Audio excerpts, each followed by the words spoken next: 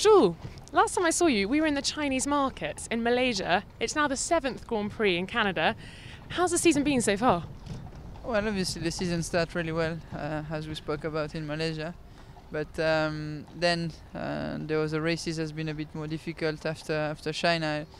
In Bahrain and Barcelona, I had some issue in the race, and again in Monaco it was a bit more difficult again because I had an issue in qualifying, so I could not run there, and some problems to start the engine in the race. Yeah, that wasn't so good. Watching you being pushed into the pit lane. Yeah, I've been pushed into the pit lane, so it was not really nice for the last 3 races, let's say.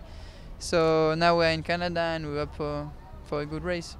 It's funny being in Canada, isn't it? Everyone's speaking French. I'm not really sure to start speaking in French or in English. Do you feel nice and relaxed here?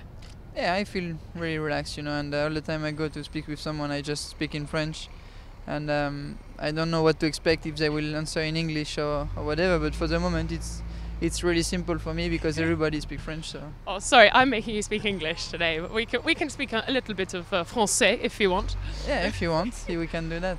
So we're going through the French part of Montreal in a horse and carriage, as you do. So a little bit different to horsepower as you know it. Yeah, a bit less horsepower as I'm used to, but for sure it's a nice place. I really like this city, so I'm really happy to be here. And so tell me what it's like being an F1 driver, because you'd only done one race when we chatted before. Are you getting used to it? On your passport, have you written F1 driver? Yeah, I'm getting used to being an F1 driver, and for sure it's really pleasant season for me. It's my first one in Formula 1, but I hope I will do more than that. And for sure to be an F1 driver is just amazing, And fitting in with a new team, how's it been with Marussia? Are you loving the team and the support you've got from them? Yeah, the team is really nice, really friendly.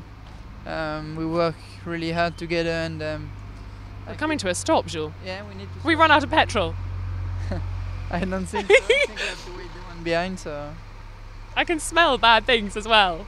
Never work with animals, I tell you, never work with animals. That's really nice. Jules' friends are behind. Can we see them? Yeah, they're a bit far. They've got stuck between a pink pony and some cars. Very dangerous, very dangerous. And you've got Max Chilton as well, nice young guy to have as a teammate. Yeah, he's really cool. I didn't know him well before the season because obviously we run in the same categories in GP2, but we were not teammates, so it's difficult to know each other when you're not in the same team. And we're going well together, so it's nice. Do you have banter and competition? Who's going to do better each weekend? Yeah, for sure. It's when you are in a team, you just race for the team, but you also race to do the best result as you can, and the first one you want to beat is your teammate for sure. So this weekend, have you got any strategies? Have you set yourself any targets? I will just try to do the races as I normally do, so the same approach, stay calm and go step by step, try to push a bit more all the time in free practice, and then just trying to do the best result as we can in the race. But I don't really have a target, I just want to finish the race. Again, here in Montreal it's similar to Monaco, so you have to finish the race, and then you will maybe have the opportunity to do a good result. And lots of people say that really it's Marussia versus Caterham, always. But for you and your team, do you sort of try and think of the other teams as well? It's not just about Caterham, is it? It's not just about Caterham, but for sure. We are not for the moment in a pace to reach the other teams, so we still need to focus on ourselves and see where we are compared to the other competitors. And for the moment, the only one who are really close is Caterham, so we have to focus on them as well and try to beat them. And which track's been your favourite then? You mentioned some were a bit tricky, but in terms of the track themselves, which is your favourite? In all the season or just? So far this season. Well, for sure Monaco is the best one to drive. In Formula 1 you're going really quick into the track, so it's just amazing to drive in Monaco close to the wall. You've got a really special feeling there. You say close to the wall, that fills me with horror, going close to the wall. What does it actually feel like being right there? So say we were right there now, how would you be feeling? Does your heart jump into your mouth? Yeah, when you just reach the limit in a track like Monaco, you just feel something special, So when you reach the limit, it means you are really close to the wall, and with a small mistake you will crash into the wall. So that's why you are really excited about racing in Monaco. Well, we've got a massive wall in Canada on the circuit Jules Villeneuve, the Wall of Champions. Does that frighten you a tiny bit?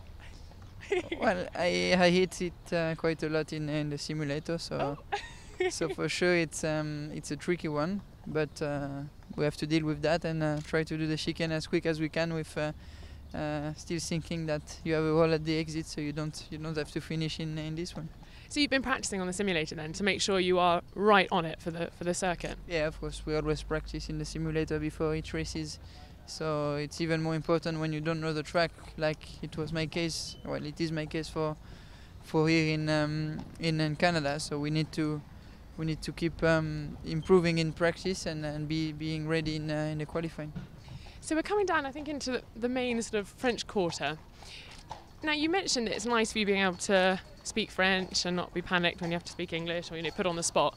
Is there anything you take with you, some French little goodies when you go around the world? No, not really. I don't have any. A little croissant? No. I don't have anything of that. So what do you do at breakfast? You just have you having pancakes here in Canada? You having? Normally for breakfast I'm not so difficult, so I just have what the hotel have in the breakfast. So here, for example, this morning I had pancakes, so that's really nice. I love that. Yum, and maple syrup as well.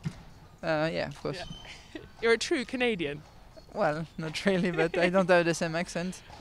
Hopefully, and yeah, it's good. Well, I've asked our viewers on YouTube to give me some challenges while we're in Montreal and try and find things. And people have asked me to try and find a beaver. Have you heard of a beaver? You know, the animal with the big teeth. Have you seen a beaver yet? No, not yet. I don't know where to go. There's forests, dams. Apparently there's a beaver lake. I have no idea. You know? But if you see one, can you let me know? Yeah, I will call you and tell you.